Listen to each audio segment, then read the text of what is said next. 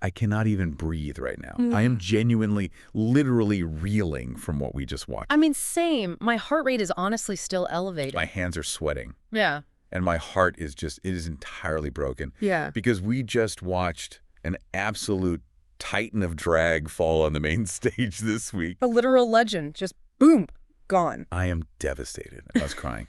But more than that, I am, completely obsessed with the sheer, unapologetic strategy that caused it. Oh, the strategy was chilling. It was an absolute bloodbath of an elimination. We are talking about a legend falling, yes, but the mechanics behind it. Right. The sheer, unadulterated, cutthroat brilliance of how that bottom two was formed. It was a masterclass in game theory wrapped in sequence. So completely. We are witnessing what happens when you take the weapons of reality television production and hand them directly to the queens. Yeah. I'm living for the mess, but I am also, fascinated by the psychology of it all.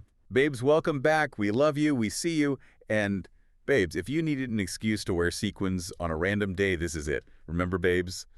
This one's for the queens, the kings, the gays, the days, literally everyone. So share this episode, babe. You are going to want to share it because the level of petty drag family drama and strategic warfare we have to analyze today requires a full academic syllabus. Yes.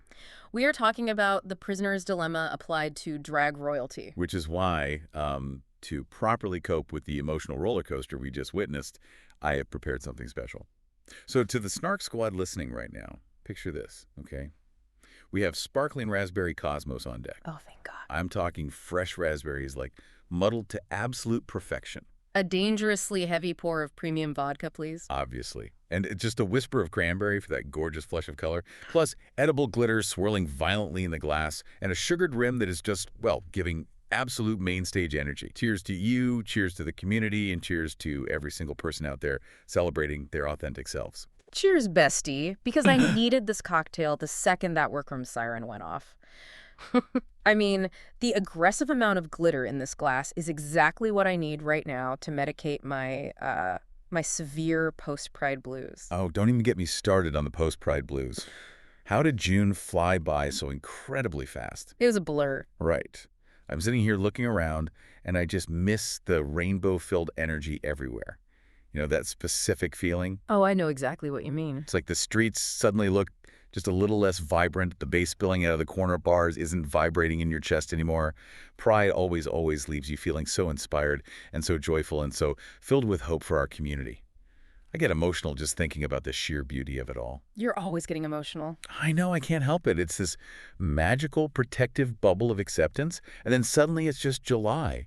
The mundane reality sets back in.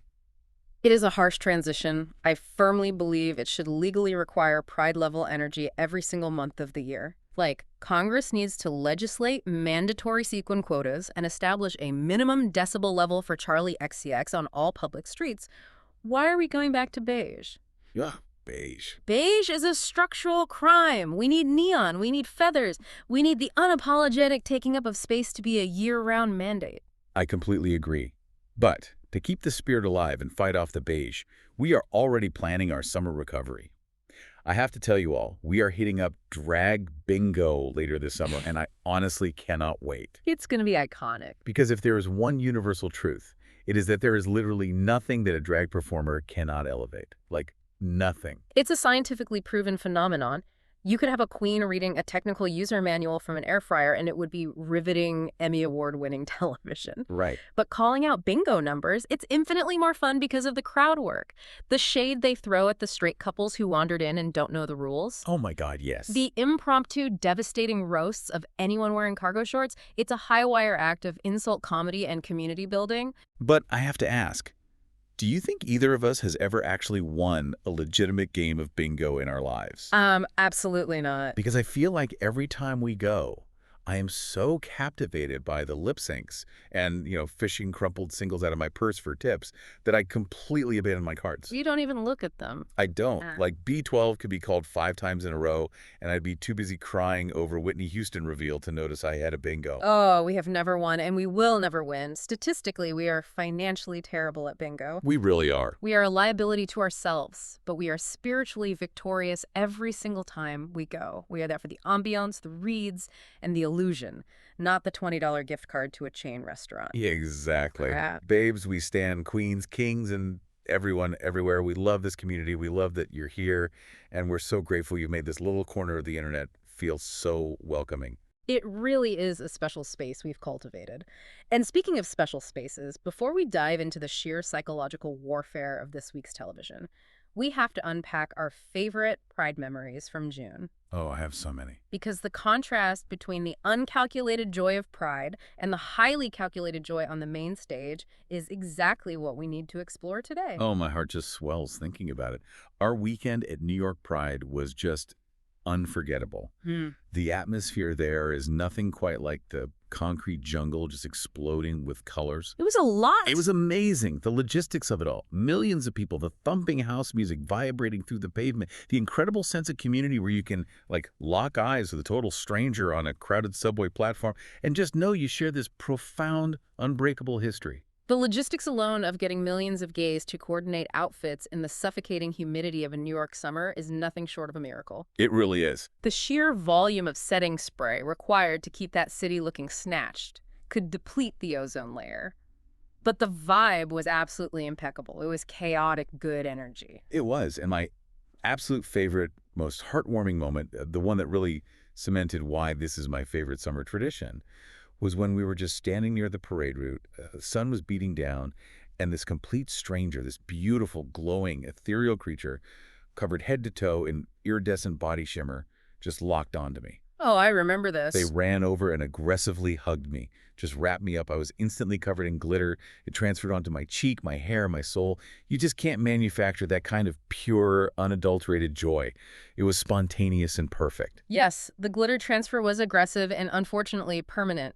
I am pretty sure I am still finding flecks of iridescent shimmer in the grout of my bathroom tiles, which constitutes a structural issue at this point. It's a blessing. Sure. My favorite memory, however, aside from the sheer chaotic joy of the masses, was watching you try to manifest a very specific, highly strategic life goal. Because, let's be real, despite all the intense manifesting we did all June, I know. you still haven't found a sugar daddy. The universe is testing me, babe. It really is. The search continues, tragically.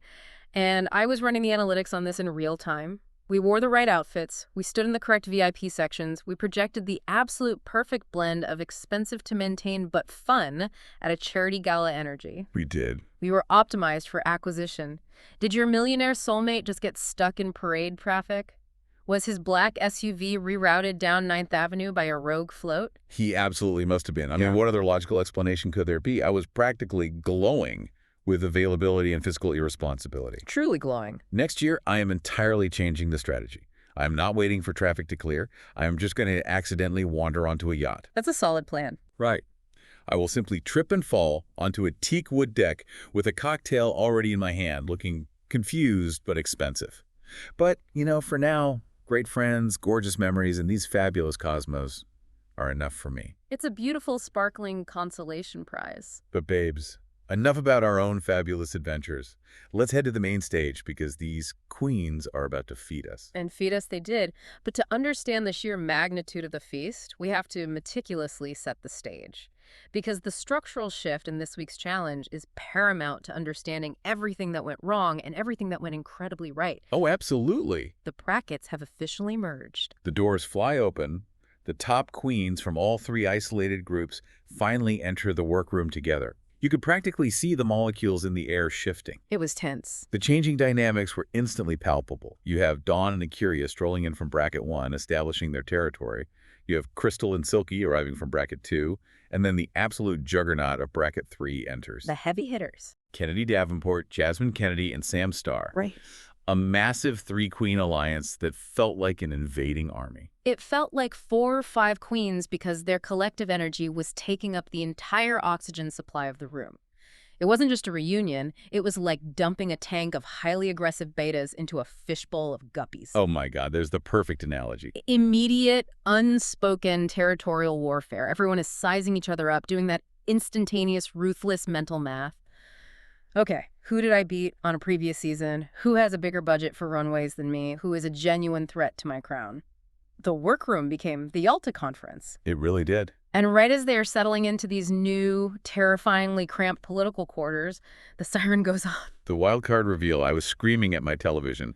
The lottery spins, the lights flash, and RuPaul announces the winner, Joey J. Gagged. Right. Joey J beats out Morgan McMichaels and Selena Estides to rejoin the competition. From an analytical standpoint, the reaction to this was fascinating to watch. Did you notice how some of the queens immediately, almost reflexively, dismissed her? Oh, completely. One of them literally groaned and said, "Pray this gay away." They looked at Joey as a filler queen returning, a non-threat taking up space. But Joey, brilliantly, looked right back at them and delivered a very clear warning.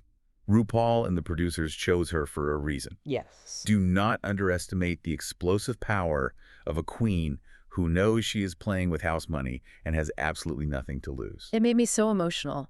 I am so fiercely happy to see Joey getting another shot, especially knowing her history, being the first openly gay contestant on the show, to see her fight her way back through wildcard slot to get that validation from the judges that she belongs in this semifinal. It was a moment. It was a beautiful, raw moment of redemption. Yeah. I was rooting for her so hard in that moment because everybody loves an underdog story. Yes, the warm and fuzzies were lovely, but they ended exactly 5 seconds later when RuPaul dropped the absolute bomb of the season. The ultimate game changer. Ru announces that all previous bracket points, all the wins, all the safety nets wiped completely clean, erased, zeroed out. The playing field is entirely level.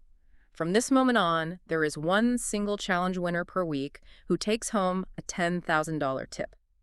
But the bottom two will be decided by the returning Rate a Queen twist, or the MVQ, Most Valuable Queen system. Meaning, the queens are secretly voting each other into the bottom. It's exactly. The paranoia that descended on that room, you could literally see the color completely drain from Dawn's face. He was terrified. Heavyweights like Dawn and Kennedy Davenport instantly realized in real time that they had massive glowing targets painted on their backs. Not because they did anything wrong, not because they stumbled, but simply because they are threats. Right. If you are sitting next to a legend who has been sweeping the competition, and you suddenly hold the power to put her in the bottom two and eliminate her, why wouldn't you? You would. It completely rewrites the psychology of the competition. It's no longer just about executing a challenge perfectly. It's about social strategy, likability, threat management, and the manipulation of perception. Which is so much harder. Let's break down the mechanics of the MVQ system for you listening. This isn't just a vote. It's a variation of the prisoner's dilemma in game theory.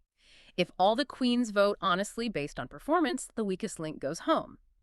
But if a faction of queens decides to vote strategically to eliminate a frontrunner, and you aren't part of that faction, your honest vote is wasted, and you might accidentally put yourself in danger. Oh my God. It turned Drag Race into Survivor in an instant. And the absolute worst place to be in a game of delicate social strategy is in the dead center of a blood feud. Which brings us, tragically, to the Davenport drama. Oh, this was rich. We need to dissect this for you because the icy dynamic between former besties Silky Nutmeg Ganache and Akira C. Davenport was lowering the ambient temperature of the workroom by 20 degrees. You could see their breath. It was so deeply uncomfortable to watch. I was genuinely, profoundly sad because these two are tour sisters. They are drag family adjacent. They go way back. They have traveled the world together. The tea, as it unfolds on camera, is that Akira absolutely refuses to even acknowledge Silky's physical presence in the room, like looking straight through her as if she were a ghost. Brutal. Silky finally sits down in the confessional and reveals that the friendship imploded because Akira allegedly posted shady, highly critical remarks on social media, questioning Silky's character and specifically targeting her weight loss journey. Look, I understand the emotional toll, but analytically, I live for this level of petty, unresolved drag family drama bleeding into the competition. You are so messy. I am. The absolute refusal to make eye contact, the subtle, calculated blocking of the camera angles so they are never in the same frame unless forced. It's reality TV gold. It creates a narrative tension that the producers don't even have to write. It just exists. But it hurts my heart. They used to be so incredibly close. Right. To see a sisterhood fracture like that so publicly is devastating. Sure, it's a tragedy of sisterhood. But let's focus on why it's incredibly dangerous for their survival in this specific game right now. Let's look at the Rate a Queen strategy overlapping with this feud. Okay, yeah. Silky is walking around the workroom with absolute, unwavering conviction that Akira is going to automatically rank her at the bottom out of pure spite, regardless of how flawlessly she performs in the challenge. Which is a terrifying, paralyzing position to be in. You feel like you are starting the week with minus 10 points before you even put on makeup. Exactly. But contrast Silky's fear with Akira's strategic paranoia. Akira explicitly states in her confessional that she's terrified to play dirty. Right. Because if she ranks Silky at the bottom out of personal spite, and the other girls do the math, which they will, and figure out she's voting maliciously rather than objectively on performance, Akira suddenly becomes the untrustworthy wild card. She becomes the rogue variable. Exactly. And in a voting alliance, you eliminate the unpredictable rogue variable first, so the group will target her next just to restore order. It's such a complex, exhausting mental chess game. You are playing 4D chess in acrylic nails. And it really begs the question to you listening right now. Have you ever had to work closely with an ex-bestie? Nightmare fuel. Like, how do you even put on a brave face in a professional setting? Imagine having to smile, collaborate on a project, and share a craft services table with someone who was dragging your deepest personal insecurities on Twitter last week. I couldn't do it. It takes a level of emotional compartmentalization that I just do not possess.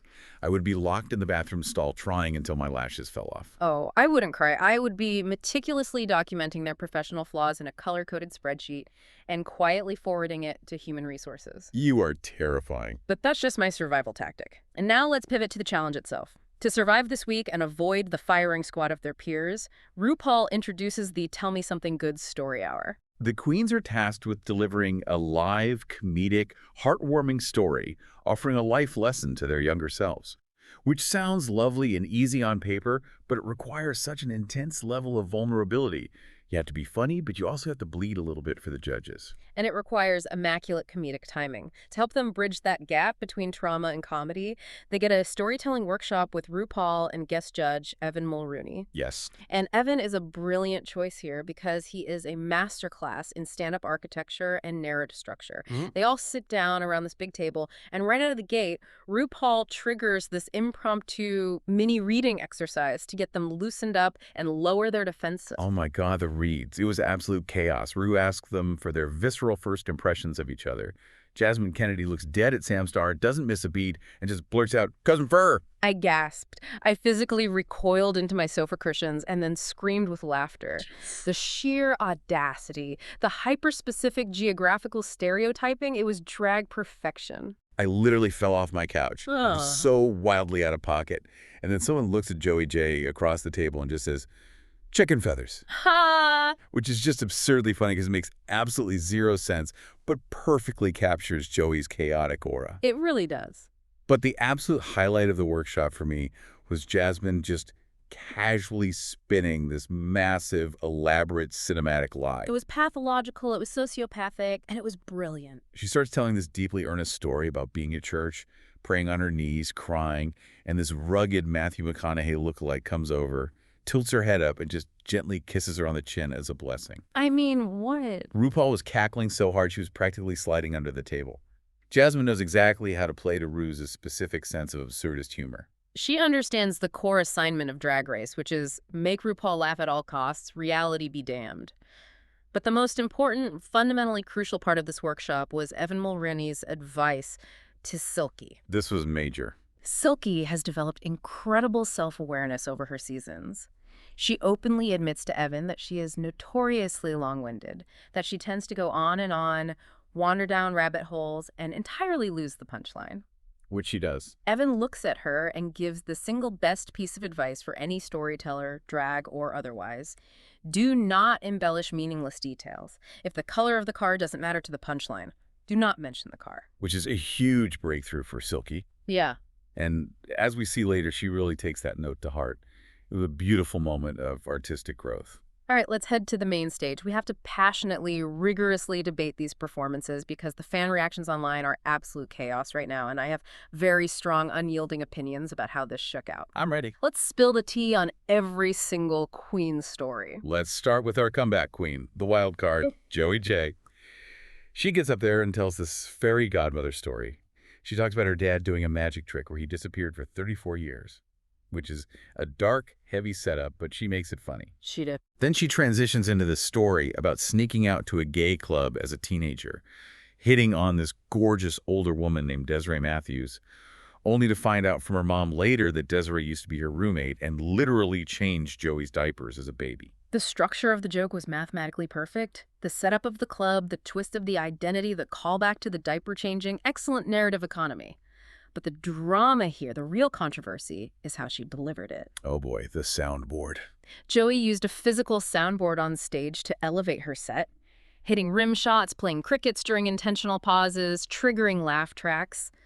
I will argue to the grave that this was pure, unadulterated strategic genius. You think so? She knows she is not a seasoned touring stand-up comic like some of these other girls, so she brought a prop to aggressively control the pacing and forcefully dictate the laughs. It worked. I mean, it definitely made me laugh, the sheer absurdity of it, but I really have to wonder if it was a crutch. Like, if you strip away the soundboard, if you take away the prop, was the vocal delivery and the timing actually that strong? Does it matter? Well, pure storytelling is about the modulation of your voice and your physical presence, not hitting a button that goes wah-wah when a joke doesn't land perfectly. Is it fair to the queens who relied solely on their talent? Fairness is a construct in reality TV. Doesn't matter if it's a crutch, if it gets you across the finish line first. A life vest is a crutch if you're drowning, but you still put it on. That's a little dramatic. And let me tell you, the internet fiercely agrees with me. If you dive into the massive online fan reaction, the Reddit threads are on fire right now. Fans are screaming that Joey was robbed yet again. They are calling it the classic Jan edit. For those listening who might not know the terminology, explain the Jan edit really quickly. Ah, yes. The Jan edit, named after the legendary contestant Jan Sport. It is a specific psychological narrative constructed by reality TV producers where a highly capable, extremely enthusiastic competitor is constantly given high praise, constantly told they are doing amazing, but is repeatedly denied a challenge win. It's so sad to watch. It's designed to play in their face and keep them desperately striving, eventually driving them to a state of manic overperformance that the producers can edit as a breakdown. Fans are saying Joey is getting the Jan edit because she was the only one who was genuinely, laugh out loud, structurally funny, and she still didn't win. It is wild how protective the fans are of Joey right now. Yeah. The fan armies are mobilizing. Yeah. But we have to talk about the actual winner of the challenge, the one the judges crowned, Crystal Method. Yes, the winner. Crystal tells this incredibly quirky, highly specific story about moving to Missouri, getting a motorized scooter for Christmas, watching her brother immediately crashes into a ditch, and basically getting trapped by her own fear of the scooter. Right. RuPaul called it a perfect blend of melancholy and ridiculousness. And you know what? It was sweet. It was intelligent. It felt authentic to who she is. Was it, though? Let's aggressively debate this, because I watched it and I smiled. I appreciated the aesthetic of it, but I did not laugh. I didn't even chuckle. The fundamental goal of a comedy storytelling challenge is to elicit laughter. Fans online are incredibly divided on this. Some thought it was short, precise, and perfectly polished, but others, myself included, thought it completely lacked punchlines. Oh, wow. It felt like a TED Talk on training wheels. Was she favored? Is production throwing a protective shield over the eccentric fan favorite? Because compared to the chaotic, joke-dense energy of Joey's soundboard, Crystal felt very, very safe. I see your point, but I think Crystal understands her brand so deeply, and she knows exactly how to weave that endearing, slightly melancholic weirdness into everything she does. It wasn't meant to be a rapid-fire stand-up set. It was a story, a narrative arc. If you say so. But speaking of stories that absolutely wrecked me, that shattered my heart into a million pieces, Jasmine Kennedy. Here come the waterworks. I knew this was going to happen. I cannot even talk about it without getting choked up. Jasmine told this incredibly raw, visceral, emotional story about her coming out journey. It was very intense. The vulnerability it takes to stand on that brightly lit stage in front of cameras and bare your soul, essentially commodifying your own trauma for a reality TV challenge. The narrative structure was just so beautiful. She presented it well. It wasn't about landing a cheap body laugh. It was about connecting on a deeply human, universal level. Yeah. I was sobbing on my couch. It showcased everything I love about the transformative power of drag. I will hand it to her. The theatricality of the delivery was stunning.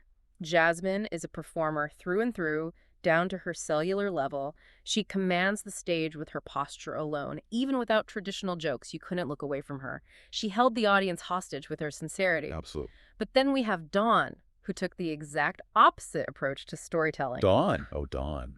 She tells this wild, meandering story about smoking weed at a beach house in North Carolina, getting so incredibly paranoid that one of her friends literally calls 911 because they think they're choking. Dawn panics, runs to the backyard in the pitch black to bury the stash, and ends up licking dirt off her own hands to hide the evidence when the cops, who turned out to just be local beach patrol surfers, show up at the door. Okay, here's my analytical snark on this performance.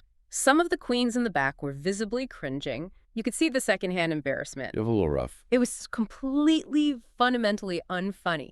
She wandered so much she got lost in the granular details of the beach house layout.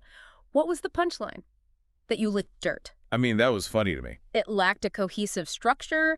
It lacked a button at the end to signal the audience to applaud. And honestly, if the rated queen voting is truly based on performance, Dawn should have been shaking in her boots. It was definitely a bit rambling, I will concede that.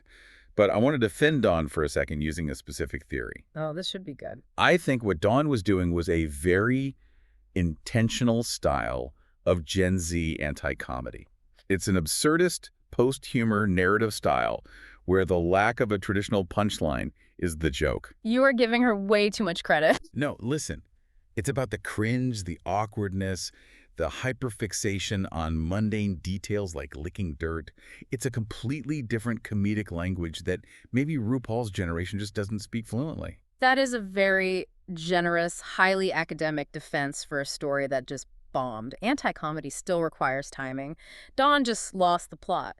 But you know who didn't lose the plot? Silky Nutmeg Ganache. The glow-up of the century. I was cheering for her. She told a beautifully restrained story about growing up flamboyant in the deeply conservative church. And she actually applied Evan Mulrooney's note from the workshop. She did? She showed such incredible restraint, which is historically her biggest weakness. She paced herself, she hit the emotional beats without lingering, she got a few solid chuckles, and she got off the stage before she overstayed her welcome. I was so incredibly proud of her for showing that kind of strategic growth. It was a very solid, safe, perfectly executed performance, which is exactly what she needed to do to avoid giving Akiria any ammunition in the voting process. Exactly. Now, let's talk about Sam Starr and Akiria. Sam gave us this high-energy, kinetic, physical comedy routine about being a flamboyant gay kid attempting to play rugged sports in the South. The judges ate it up. The physical act-outs were incredibly athletic and engaging. She was literally throwing herself around the stage. And then Akiria gave a really raw, intense, harrowing story about getting black market syringe butt injections in hotel rooms for pageants. It was heavy, it had a lot of dark turns, but it felt intensely genuine. And we have to acknowledge the sociological history of that story. Yeah. It's not just a shocking anecdote, it is queer survival history. Absolutely. For decades, trans women and drag queens in the pageant circuit relied on black market silicone because the medical establishment completely shut them out. It was dangerous, it was terrifying, but it was often the only way to achieve the societal standard of beauty required to survive and win. Akiria bringing that specific history to the main stage was profound. The cultural context is undeniably vital. The story was historically significant, but strategically. The judges were already circling her like sharks because of her runway presentation, which we will dissect momentarily. Sure. But first, we have to talk about the absolute shock of the night. The moment the earth stood still. Kennedy Davenport. The legend stumbles. I still cannot fully process it. Kennedy gets up there, and she talks about being a defiant troublemaker in school. And the entire crux of the story, the grand finale she builds up to, leads to her physically demonstrating a belt whooping on stage. It rambled. The takeaway life lesson was completely lost in the aggressive delivery. And we have to talk about the cultural reaction, because the fans online were very vocal and very conflicted. They found it deeply uncomfortable. The optics of demonstrating a physical belt whooping in 2026 just did not land with the modern audience or the judges panel. It really didn't. It felt like a relic of a completely different era of comedy. Comedy ages, sensibility shift, and what was considered a relatable, shared cultural experience 20 years ago is now viewed through a lens of generational trauma. Exactly. It highlighted a massive generational divide in drag, and it just didn't translate to the main stage right now. It was so incredibly hard to watch because You know how immensely talented she is, how much history she holds, but the material just failed her completely in that specific moment. And that failure, that tiny chink in her armor, opened the door for the wolves. But before the voting commenced, they had to walk the red carpet realness runway. Oh, the fashion. The glamour. What? Let's talk about Crystal Method's winning look. Yeah. She walked out in this highly eccentric, high-fashion, almost nautical chicken ensemble. Don't even get me started. It had feathers, it had beaks, it was bizarre, it was intricately constructed, with immaculate tailoring, and it was undeniably Crystal. I am fuming. I am still physically fuming over this. The category prompt was red carpet realness. Show me the red carpet where an A-list celebrity is wearing a nautical chicken suit. But it's Crystal. Fans online were pointing this out immediately. It absolutely, unequivocally did not fit the prompt.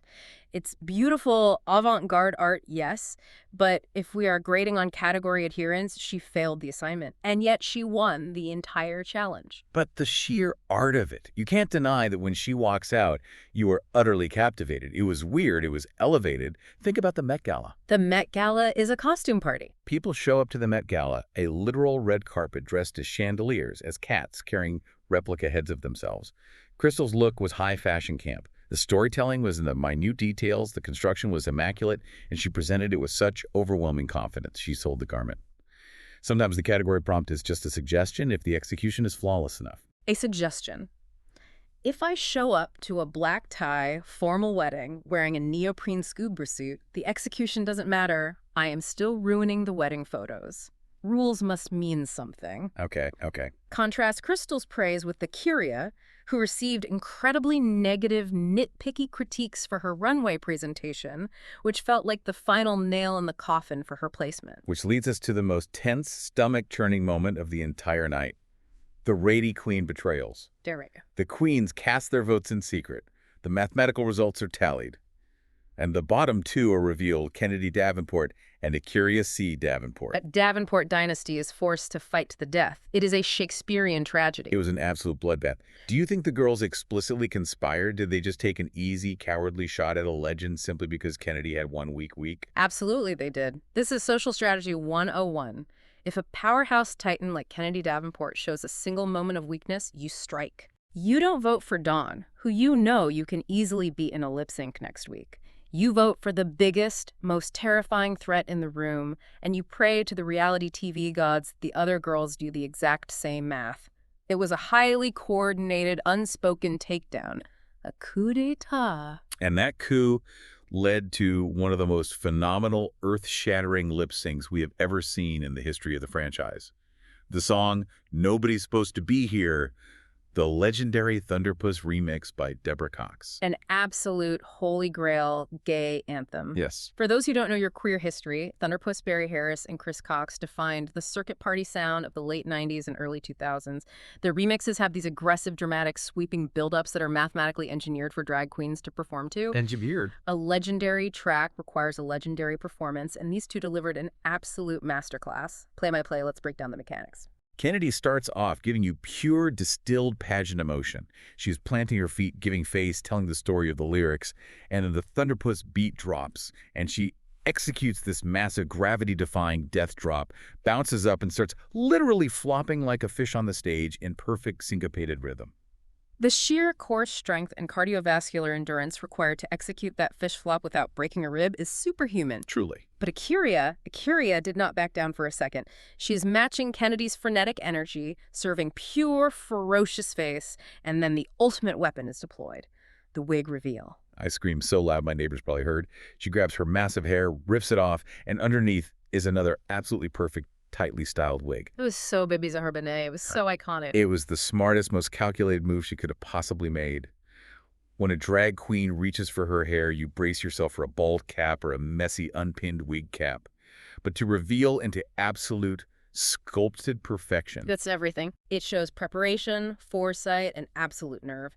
The kinetic energy in that room was electric. I lost my mind watching it. Fans are calling it the best lip sync in half a decade. I agree. People are rightfully comparing it to the legendary Silky versus Raja showdown.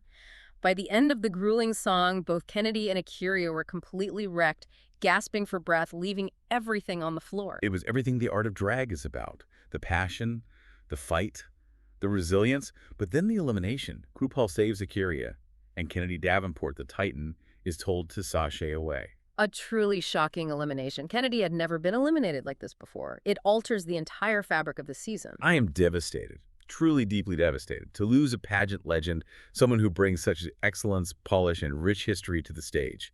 I was openly crying when she gave her final speech. You're always crying. It's your default setting. Leave me alone. But let me put my tinfoil hat on for a second and look at the Matrix. I have to question the underlying mechanics of this specific outcome. Oh, here we go with the theories. Did the producers engineer this entirely to give Kennedy a robbed storyline again? By letting the queens vote, production completely washes their hands of the blood. They don't have to be the bad guys who sent a legend home. That's actually a really good point. They knew the girls would mathematically vote out the biggest threat.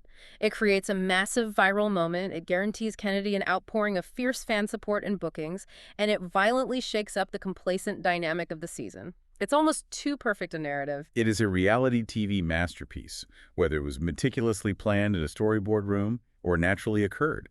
Which brings us perfectly into our segments. Segment 1, main character energy. The prompt is simple, but the debate will not be. Choose who absolutely owned the episode from start to finish and who surprised you the most. Defend your picks aggressively. Okay, I'm going to let you start this one. Who is your overarching main character? It is undeniably, unequivocally, without a shadow of a doubt, Joey J. Oh, really? Yeah. Even considering she ended up in the bottom. Wait, she didn't end up in the bottom 2, but she was low. She was the center of attention. Look at the comprehensive narrative arc. She came back from the dead via a literal television lottery. True. She walked into a room of queens who openly underestimated her to her face. She used a highly controversial soundboard prop that forced the judges to laugh despite themselves. She dominated the comedy challenge, in my professional opinion. If you say so. And she ignited a massive fiery fan riot online. Joey J is the undeniable main character of the drama right now. The internet is fighting a proxy war in her name. That is a very fair, highly analytical point. Her cultural impact this week was massive. But for my main character energy, I have to give it to Akira. Akira, you're going to have to defend that logic. Think about the crushing emotional weight she was carrying this entire week. She had the exhausting psychological task of ignoring her ex-bestie Silky in the workroom, navigating all that unspoken heavy tension. It was a lot of tension. Then she has to perform a really vulnerable, traumatic story about black market injections. Then her peers vote her into the bottom 2, forcing her to lip sync for her life against her own drag family, her auntie, Kennedy Davenport. And she survives. She did survive. She delivered one of the most legendary lip-sync reveals in history and lived to tell the tale. Akira is the protagonist of a Shakespearean tragedy this week. She went through the fire and came out forged in steel. Okay, I see the vision. A tragic hero arc culminating in survival. We'll accept it. Moving on to segment 2, runway rankings. The prompt rank your favorite runway, looks, and rigorously discuss the fashion, the creativity, the presentation, and the storytelling. And we have to talk about Crystal Method again. I will aggressively argue about this until I am blue in the face and lack oxygen. You just don't appreciate the nuances of camp. I appreciate camp when it's appropriate to the setting. An eccentric, intricately tailored nautical chicken outfit does not win a red carpet category just because it's pretty and weird. It was stunning. If the prompt is red carpet, give me Oscars elegance, give me Met Gala drama, give me Grammys chaos. Don't give me a rejected high-fashion mascot from a regional seafood restaurant. Oh my God, stop. The fact that Akira got relentlessly dragged by the judges for her runway presentation, while Crystal was lavishly praised for ignoring the prompt entirely, is infuriating to my sense of order. But again, the Met Gala IS weird. The storytelling was in the details. She presented it with such bizarre confidence. My favorite look of the night, though, was probably Akira's wig underneath the wig. That was a moment. If we count that reveal as part of her overall runway presentation and storytelling, it was an absolute gag that will be referenced for years. Let's pivot to segment 3 before I throw my cocktail glass at the wall. Reads, Shade and Slay. First up, funniest read of the week. I think we both emphatically agree on this one. Without a doubt, Jasmine calling Sam a cousin fair during the workshop. I can't even say it without laughing. The immediate, stunned silence in the room, the sheer audacity of saying it to her face, the hyper-specific geographical stereotyping, it was raw, unpolished drag perfection. I was hyperventilating. Next best confessional. Joey J. sitting there deadpan, looking straight into the camera, and saying her drag career has opened so many doors for me front and back. So inappropriate. It is so stupid, so deeply crass, and so effortlessly, brilliantly funny. The biggest glow-up has to be Silky. Yes, completely abandoning her usual long-winded storytelling crutch. Delivering a tight, emotionally resonant performance showed she is actually listening to the judges and adapting her strategy to survive the game. Okay, final question for this segment. Which queen would you most want to spend a long weekend with based on the personality they showed in their stories today? Oh, this is a complex logistical question. Do I go to a beach house in North Carolina with Dawn, knowing full well I have to confiscate and hide all the cell phones so no one calls 911 the second they get slightly paranoid about the neighbors? I would be entirely too stressed. I am hitting up chicken night at the dive club with Joey J. That tracks for you. Give me a cheap black velour dress, an 18 and up cover charge, and a shot of well whiskey. That sounds like a chaotic Friday night that inevitably ends with a legendary story you can't tell your parents. Fair point. Segment 4, Crown Watch.